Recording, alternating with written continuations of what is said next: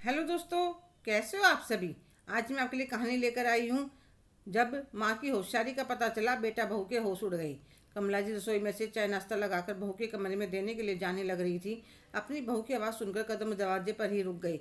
बहू अपनी सहेली से कहने लग रही थी, अरे यार, इन बुड्ढों को संभालना बहुत मुश्किल है। मैं तो अच्छी बहू का दिखावा करते करते अब थक गई हूँ।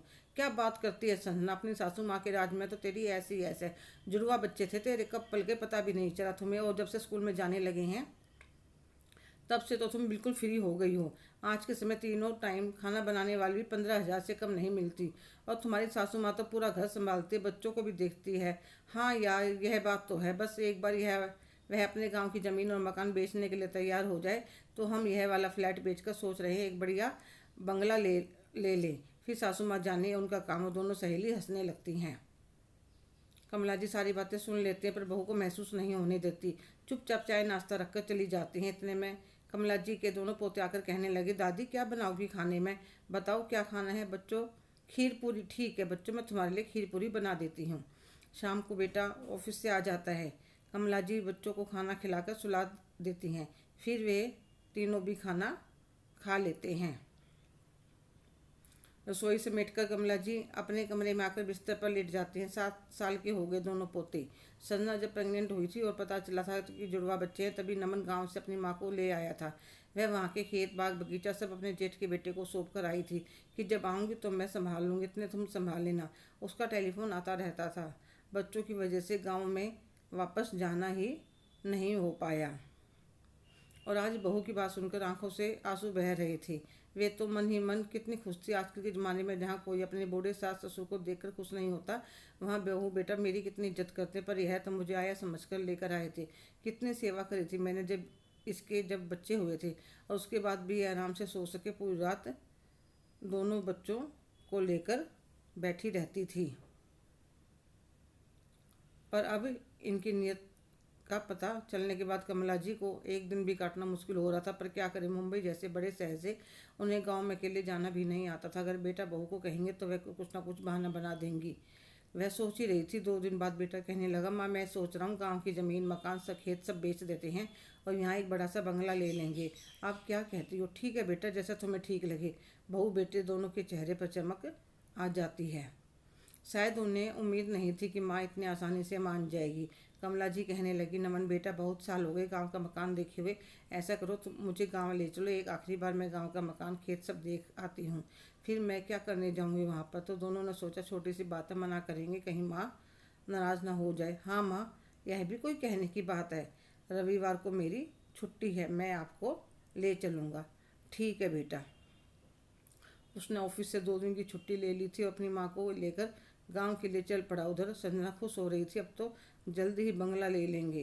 कमला जी ने भी सोच लिया था एक बार गांव जाने के बाद इसको सारी बात सच सच बता दूंगी। 5 घंटे का सफ़र तय करने के बाद माँ बेटा दोनों गांव पहुंच गए। दोनों ताऊ जी के घर पर गए तो उनके बेटा बहू अपनी चाची और नमन को देखकर बहुत खुश होते हैं।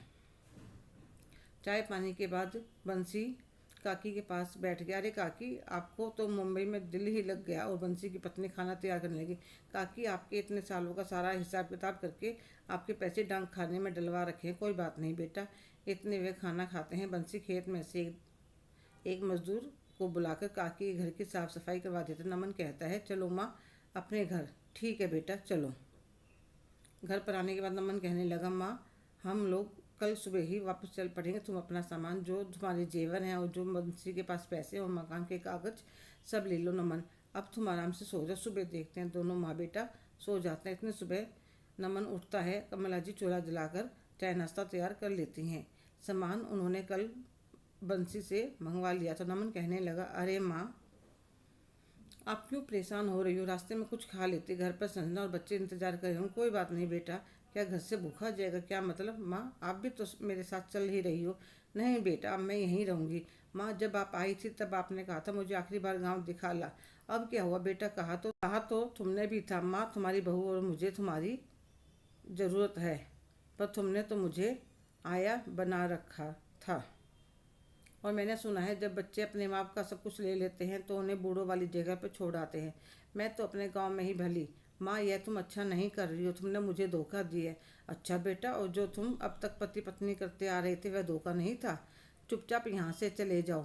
माँ, मैं आपका इकलौता बेटा हूँ, आपकी सारी प्रॉपर्टी पर मेरा हक बनता है। हाँ बेटा, बनता है, पर मेरे जीते जी नहीं। और मेरी इच्छा हुई तो अब चुपचाप यहाँ से चले जाओ। नमन अपना सा मुँह लेकर चला जाता है। घर पहुँच पर जब संजना को सारी बातों का पता चलता है तो वह सिर पकड़कर बैठ जाती है कि हम तो दोनों तरफ से ठगे गए। ना प्रॉपर्टी हाथ में आई और जो फ्री में काम करती थी वह भी गया। अब काम वाली रखेंगे तो 20,000 रुपये महीना उसे देना पड़ेगा, नहीं तो मुझे पूरा दिन रसोई में खटना पड़ेगा। अब बच्चों को भी संभालना पड़ेगा। वह अलग क्या कर सकते थे जब चिड़िया चुग गई खेत। हेलो दोस्तों, कैसे हो आप सभी? आज की कहानी आपको कैसी लगी कमेंट करके ज़रूर बताइएगा।